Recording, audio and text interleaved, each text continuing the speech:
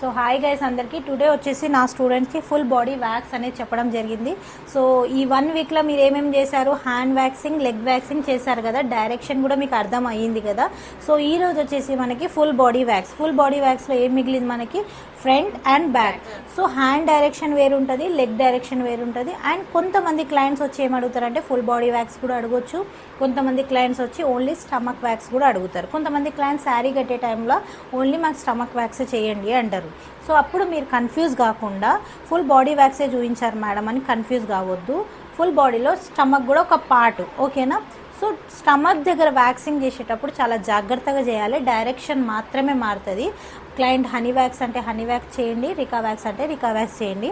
Just product మాత్రమే మారుతుంది అక్కడ, బట్ అప్లికేషన్ ఒకటే, పూలింగ్ ఒకటే. సో ఈ రోజు వచ్చేసి మీకు ఫ్రంట్ అండ్ బ్యాక్ డైరెక్ట్ మీరు అర్థం చేసుకోండి. ఒక్కొక్క క్లయింట్ వచ్చి ఏదైనా అడగొచ్చు, మీరు చేయడానికి సిద్ధంగా ఉండాలి. నా దగ్గరికి మీరు ఇన్స్టాలో చూసి వచ్చినారు కాబట్టి నేను డీటెయిల్గా చెప్తున్నా కాబట్టి ఏ క్లయింట్ ఏమొచ్చి అడుగుతుందో మీకు తెలియదు, మీరు అన్నిటికీ సిద్ధంగా ఉండాలి. సో ఇక్కడ క్లాస్ అయితే డీటెయిల్గా అవే చెప్పడం జరుగుతుంది మన దగ్గర. అర్థమవుతుందా నీకు? ఇప్పుడు మీరు ఏమేమి చేశారు, హ్యాండ్ వ్యాక్సింగ్లో అర్థమైందా, హ్యాండ్స్ లెగ్స్ అర్థమైంది. ఇప్పుడు మనకేంది ఈరోజు క్లాస్ వచ్చేసి ఫ్రంట్ బ్యాక్, అర్థమైందా? దాన్ని మొత్తం ఫుల్ బాడీ కింద ఇంక్లూడింగ్ అవుతుంది. అండర్ ఆర్మ్ కూడా చేశారు కదా మీరు. సో చలో